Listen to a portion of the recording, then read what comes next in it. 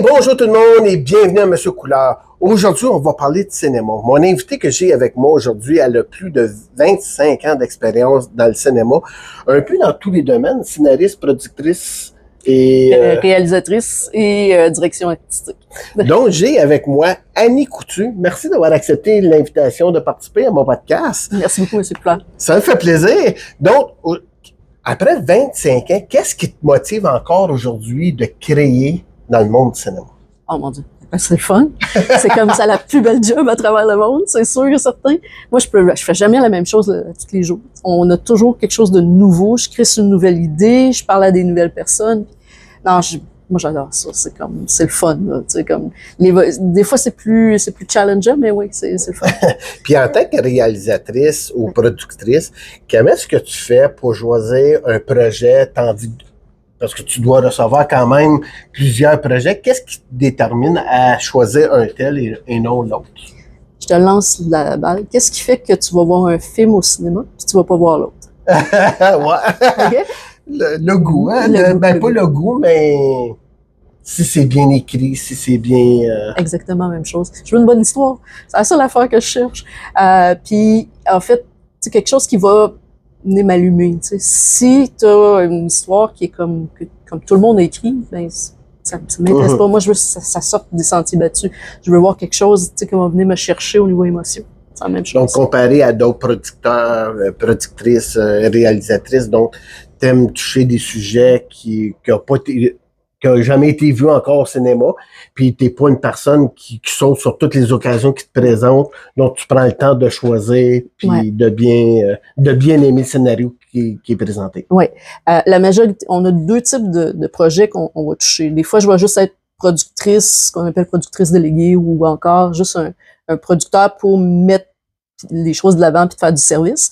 Dans ce cas-là, ben ça peut être un film qui est comme que moi je suis moins attachée, mais règle générale, c'est toujours des films où je vais être réellement là, tu sais, comme dedans, puis j'aime ça embarquer dedans, puis je veux le faire. Fait que beaucoup de policiers, j'aime les thrillers. Là, j'ai commencé à jouer avec la comédie, j'aime beaucoup ça. Fait que ouais, c'est ça, mais c'est sa ligne la comédie là, ça marche ou ça marche pas. Fait que surtout que on est en 2025, donc il faut faire attention quand on voit au niveau de la comédie. Donc la ligne est quand même mince, donc il faut prendre le temps de bien évaluer à ce niveau-là. Tu as déjà dit que tes projets, tu avais comme mission de changer le monde. Oui. Et comment arrives-tu à marier cet engagement social-là puis tes créations cinématiques? Ben, tu vois, dans le cas de certains films comme Kael, entre autres, qu'on a tourné. Kael, c'est un film médiéval avec des combats de cap et épée. Ben, la chose, c'est que on parle de communication. Puis le fait que la communication à travers le temps, ben, si finalement on s'assoyait puis on prenait le temps de jaser, ben, peut-être qu'il y aurait eu moins de guerre. Fait que pour moi, à l'arrière, il y a une idée de changer le monde. Puis l'idée, ben, c'est qu'après ça, les gens, ils vont voir le film, puis ils s'assoient autour d'un café, puis ils en discutent, puis ils en profitent, puis ils veulent en parler. C'est comme un film que tu vas voir, puis que tu fais, ouais, il y avait des bons effets spéciaux. Pour moi, c'est pas un bon film. C'est comme, il faut que tu aies quelque chose, il faut que ça crée des discussions, puis des choses comme ça. J'en ai fait un qui s'appelait Réécrire sa vie. C'était des jeunes de différents âges qui avaient lâché l'école, puis qui sont retournés après ça sur les bancs d'école pour apprendre. Et on avait pris le film, on l'a envoyé au ministère de l'Éducation, puis ils se sont rendus compte, ils ont changé comme l'enveloppe de place. Au lieu de mettre l'argent au secondaire, ils l'ont mis au primaire pour s'assurer de donner les services adéquats parce que les jeunes décrochaient au primaire et non pas au secondaire. Au secondaire, ils décrochaient physiquement. Au primaire, ils décrochaient mentalement. Donc, on le voit, comme on l'a vu dans Les Heures Blanches ou Réécrire sa vie. Ouais. Donc, on voit un peu le scénario que tu écris. Tu travailles actuellement sur Illusion, qui est une science-fiction. Illusion, c'est un film, enfin une série policière. Ah, OK. C'est ça, fait que ça va être une série qui va être, on a 5 langues à l'intérieur de l'émission, donc ça va être assez trippant. Puis on a plein de choses qui se passent là. Okay. Puis quand on écrit un film, ben, tu sais, il y a comme tu as touché plusieurs postes, il y a plusieurs étapes quand on écrit un film. Pour les gens qui veulent se lancer en cinéma, là, par où est-ce qu'ils commencent? Une idée. La première chose, c'est une idée. Non, je blague, mais dans le sens, il faut savoir qu'est-ce qu'on veut faire. Moi, je voulais écrire, puis j'aime réaliser. Donc, il fallait que je sache. Au début, j'ai écrit un petit court-métrage, puis on s'est réunis un groupe d'amis ensemble, on a monté le film, puis on a avancé comme ça. Après ça, ben, on apprend graduellement le métier, puis savoir comment ça fonctionne. Mais à la base, c'est un cellulaire, tu peux faire un film avec, là, entre amis, puis tout ça, puis on monte les choses, on fait les coupes. Maintenant, tout est facile, tout est accessible. Mais les nouvelles technologies nous donnent ça. Les nouvelles technologies nous donnent ça pour la base. Après ça, ben, c'est juste de monter puis d'aller. C'est drôle parce que je parlais justement avec une étudiante de Algonquin aujourd'hui, puis c'est ce qu'elle me disait. Ben là, je fais comment pour rentrer dans le milieu, je sais pas par où. Ben, j'ai dit, il y a pas un chemin. C'est comme tous les chemins mènent à Rome, tous les chemins mènent au cinéma. Si tu veux y aller, tu vas pouvoir rentrer. C'est juste qu'à un moment donné, il faut que tu partes de quelque part. Et si tu veux faire de la réalisation, c'est ça son rêve à elle, ben j'ai dit, ben, prends ta caméra puis filme. C'est la seule façon de commencer. Faisant deux, puis donne-toi le droit de faire des erreurs. Puis souvent, les gens, quand ils débutent dans le cinéma, une grosse question, parce que moi-même, je l'ai posée dans les premières années quand j'ai commencé, c'est quoi la différence quand on est productrice puis quand on est scénariste? Okay. Producteur, c'est un gestionnaire. C'est la personne qui va aller mettre l'équipe en place, qui va mettre qui va s'occuper de la gestion, du contrat, du budget, puis toutes les choses. Le scénariste, c'est la personne qui va écrire le scénario. Donc, il va écrire l'histoire. Puis le scénario est formaté de façon à ce que tous les membres de l'équipe vont le lire. Donc, si l'acteur lit, ben lui, il va trouver toutes les choses par rapport au personnage. Mais si disons quelqu'un qui fait des cascades, ben la personne va savoir que à tel endroit il y a une cascade à planifier, comment on va la faire. Puis tu vas avoir le preneur de son qui va avoir entre autres des indications de qu'est-ce qu'il faut qu'il aille chercher comme son quand il va faire le film. Puis toi, t'en as écrit aussi des scénarios. Oui. Puis pourquoi c'est important quand tu écris un scénario, de l'emmener publiquement? On a commencé ça dernièrement, puis en fait, ce que je me suis aperçu, c'est qu'il y a beaucoup de monde qui vont dire, une adaptation, disons qu'on a fait une adaptation d'un livre qui s'en va au grand écran, c'est plate, c'est pas pareil comme je l'avais imaginé. Ben, la raison, c'est parce que le scénariste a pas écrit le livre, puis il a réécrit l'histoire, tout simplement. Donc, on donne l'opportunité maintenant aux gens de lire les scénarios avant d'aller voir le film, et on s'est aperçu aussi que les nouvelles quand on commence une nouvelle langue, lire un livre, ben, en fait, j'apprends le coréen dernièrement, ben, lire du coréen en grosses briques, là, comme ça, je suis pas rendue là. Non, moi non plus. Puis les histoires d'enfants, ben, ça dure, une journée, ça me tente, après ça, je suis comme, c'est pas là pour moi. Fait que, il y a les journaux, mais c'est le fun parce que j'aime ça lire de la fiction, fait qu'il y a moins de mots, c'est juste des dialogues, ou presque.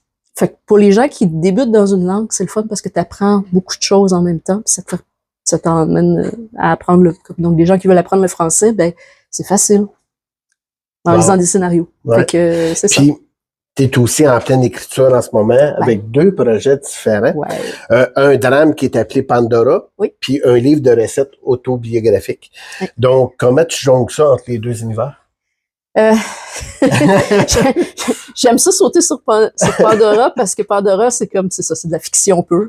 Même si c'est une histoire qui est quand même assez dure, il faut que je la laisse reposer un petit peu parce que c'est la Troisième Guerre mondiale. Donc, c'est une influenceuse qui se retrouve où il y a comme une explosion, puis elle s'enfuit dans le bois, puis elle se retrouve toute seule dans le bois. Puis il va avoir rencontré un cheval, mais tout de suite avoir rencontré des militaires ennemis. Donc, celui-là, je l'écris, mais c'est très intense. Fait que des fois, je peux écrire comme 3-4 heures, mais je peux pas faire juste ça. De l'autre côté, j'ai une autobiographie gastronomique. Ouais, ben c'est ça. En fait, c'est que j'adore la bouffe. Puis, je me suis aperçue que tout ce que j'aime dans la nourriture, c'est de la partager avec les gens autour de moi. Fait que je me suis mis à écrire des histoires que je me rappelle avec chacun des mets que j'aime le plus. Pour léguer à ma fille, bien entendu, mais pour léguer aussi aux autres, parce que il y a plein de choses qui sont reliées à la bouffe qu'on pense pas. Donc, entre autres, on connaît la tire d'érable là, qui vient de la tire Sainte-Catherine, qui vient de l'histoire des vieilles filles, puis tout ça, mais le gâteau Reine-Élisabeth, il y a différentes choses là, que j'ai trouvées, puis je suis allée faire des recherches pour agrémenter ça aussi, mais qui, pour moi, ont comme une signification bien particulière, dont une recette que ça m'a pris super longtemps à avoir. Puis ma mère m'a finalement donné la recette, fait qu'elle va être dans mon livre. Fait que ça va être le fun. Puis un peu, t'écris des deux côtés, tu scénarises les deux côtés, autant anglophone que francophone. Oui. Et tu es une passionnée de fiction, je l'ai vu, puis tu explores beaucoup de nouvelles technologies, beaucoup de projets. À quoi ressemble le futur du cinéma?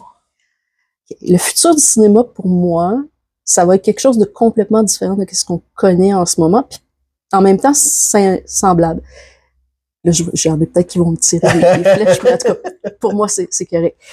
Je pense que le film va devenir, en salle, ça va devenir des expériences, beaucoup plus que qu'est-ce que c'est là présentement. Donc, ça va être comme sortir pour aller voir un opéra. On va aller voir un film qui va être présenté sur écran.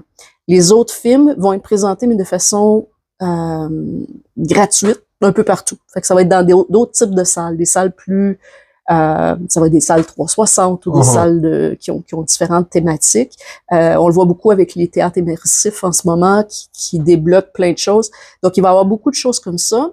Pour ce qui est de la création, je pense qu'on va créer beaucoup plus avec des drones. On va créer beaucoup plus avec des technologies contrôlées par le AI, mais les humains vont être à l'arrière tout le temps. Alors, on a besoin des humains pour le faire. Le AI n'a pas autant d'imagination que je peux en avoir. Impossible. Mais il va toujours avoir, c'est ça un côté. Pour moi, tu sais, comme de dire qu'on peut digitaliser un acteur, ben ça va être fait de façon éthique. Donc, par contre, ça va nous permettre de créer, disons, des décors qu'on peut pas créer, qui existent pas, ou des choses de très high-tech. On va pouvoir le faire. Et on va pouvoir dédramatiser certaines situations, donc de mettre, ça commençait déjà à se faire, mais disons quelqu'un qui a une phobie, ça va beaucoup être utilisé dans ce côté-là. Beaucoup éducatif aussi. Les enfants, tu sais, comme on veut le montrer, l'Italie, ben ils vont mettre leurs lunettes de VR, puis ils vont aller se promener en Italie. On va leur montrer, on va les amener en 300, je sais pas, dans les années passées, ou on va les amener dans le futur, ou pour moi, c'est ça l'univers du cinéma. Fait que ça s'étend toujours. Ben, on le voit, hein, l'évolution est là. Puis juste pour terminer, parce que je sais, entre comédiens, on s'en parle souvent, on voit qu'il y a un gros changement au niveau du cinéma en ce moment. On dirait que les gens commencent à délaisser un peu l'ancienne méthode du câble pour s'en aller via des plateformes. Est-ce que toi, en tant que productrice, est-ce que tu le vois un peu ce côté-là aussi? De s'en aller plus vers les plateformes de diffusion, tu veux dire? Oui, mais c'est je pense que ça va toujours rester du multiplateforme. Tu sais, la télévision, quand les VHS sont arrivés, ils ont dit que le cinéma n'existerait plus, puis ça va toujours rester, mais je pense que ça va être fait de façon différente. Puis faut avoir de l'ouverture pour pouvoir bien l'utiliser. Mais oui, les plateformes sont là pour continuer. Je pense qu'il va y avoir un regroupement à un moment donné des plateformes, parce que là, on a rendu... on paye beaucoup. On est rendu autant de plateformes qu'on a de chaînes. Là. Fait que là, à un moment donné, ça va faire la même chose, c'est-à-dire qu'on va se ramasser avec un genre de Vidéotron ou Bell qui va tout avoir, tu sais, toutes les plateformes sous eux, puis qui vont pouvoir, après ça, les gens vont payer une fois et ça va devenir pas mal gratuit. Je pense que l'autogénération d'argent va se faire un petit peu différemment. Comme qu'on peut voir aussi avec l'Internet aussi, qui est rendu, qui coûte presque plus rien. Moi, quand j'ai commencé sur Internet, ça me coûtait les yeux de la tête puis c'était par une ligne de téléphone, ça allait bien mal. Oui. Ben, merci beaucoup d'avoir accepté mon invitation à mon podcast.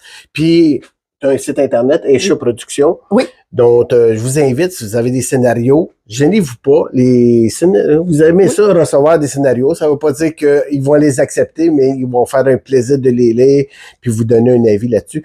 Donc, merci. Juste une petite chose, envoyer un courriel avant d'envoyer le scénario. Faut le demander avant. Merci. C'est bien. Mais merci beaucoup. Puis si ça vous tente de jaser avec M. Coulard, mais faites-moi signe. Bye bye tout le monde. Bye.